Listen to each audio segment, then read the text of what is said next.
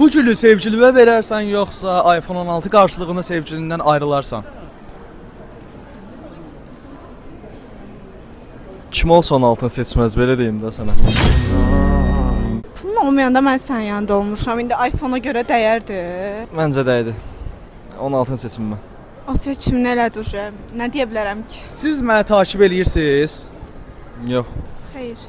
Əgər məni takip eləsəydiniz məndən düz 500 manat pul qazanasıydınız. Ona görə də hər kəs məni takip eləsin, hər an mən sizin qarşınıza çıxa bilərəm. Sənə verim bu 16-nı.